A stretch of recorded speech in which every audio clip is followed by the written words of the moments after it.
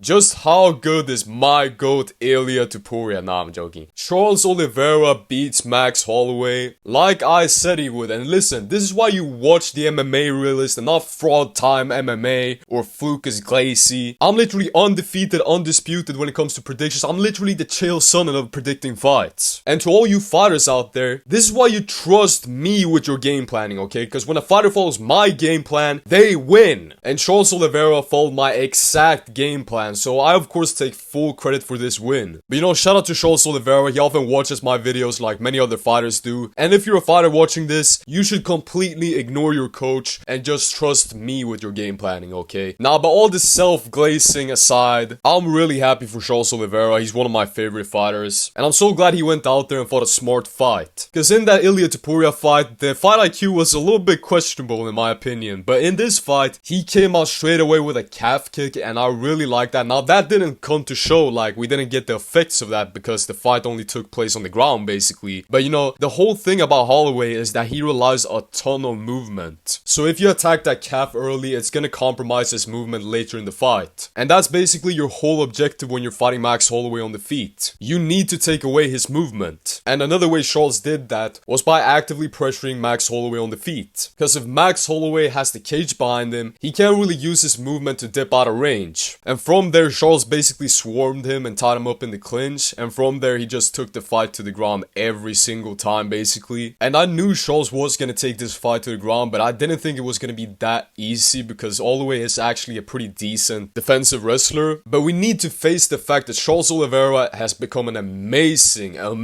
wrestler. Like the guy is chain wrestling like he's from Dagestan. And it was also pretty obvious that he had a pretty big size advantage and a strength advantage. Because he was just picking up Holloway and tossing him to the ground with ease. And on the ground he was really dominant. He was working to the back and basically got the back in every single round. And he tried to go for submissions from there. He landed some ground and pound here and there. But Holloway's submission defense is really good. Like to survive with Oliveira on the back like that is very impressive. And it honestly surprised me because I thought Charles Oliveira would get the sub in this fight. But that still didn't save him from getting strength mogged in the clinch and brutally out-grappled on the ground. But another thing that surprised me in this fight was how even it was on the feet. I thought Charles was gonna get lit up, and to be fair, he was getting lit up in the first round. Like basically every single punch that Holloway threw landed, which wasn't very surprising because we know that Charles Oliveira has trash boxing defense. But he ate all of those punches for breakfast, and when he landed on Holloway, it had a way bigger reaction. He was basically power mogging Holloway on the feet, and he won a lot of striking exchanges. Now that said, I've seen a lot of people saying it was a boring fight because it was just grappling domination the whole fight, but I didn't think it was that bad. Like it wasn't the JDM versus Makhachev or DDP versus Hamza, because Charles Oliveira was actually trying to finish this fight. Like he was constantly taking him down, going to the back, going for submissions, going for ground and pound. He wasn't half guard camping and throwing pitter patter ground and pound for the whole fight. And there were a few entertaining moments on the feet as well. For example, when Max Holloway pointed down at the end and Oliveira actually started exchanging with him and won that exchange, by the way. And on the feet, he was pressuring Max Holloway, you know, he wasn't shying away from the striking. But I do agree that it did get a little bit repetitive, because as soon as Charles Oliveira got him into the clinch, you knew he was going to take him to the ground. You knew he was going to keep him there. But you also knew that Max Holloway's submission defense was good enough to not get finished, which did take away from the entertainment factor. So I do kind of understand it, but at the same time, I actually didn't think it was that bad. But another thing you have to take into context is that it was a fight for the BMF belt. And listen, I don't care about the BMF belt at all. I care about this fight because it's between two of the best fighters of all time. In my opinion, it's just a total gimmick belt that was a one-time thing between Jorge Masvidal and Nate Diaz, which I actually kind of liked, by the way. But the UFC is literally just using this belt for when they can't put an actual title fight on a pay-per-view card. But if you're gonna have it, it kind of has to be between two fighters that are just gonna scrap it out. But since I don't think it has any meaning anyways, I don't really care about it. Plus, we know that Andreas Gustafsson is actually the real BMF in the UFC. But I still have to say that that wasn't really a BMF fight, it wasn't really a scrap, but that's okay because it's just a gimmick belt anyways. But I think that's enough yap for today, guys. Check out my last video if you want to see how right I was. But anyways, thanks for watching. Leave a like, subscribe for some of the best breakdowns on MMA YouTube. Am I just a Charles Oliveira glazer? Let me know your thoughts in the comments.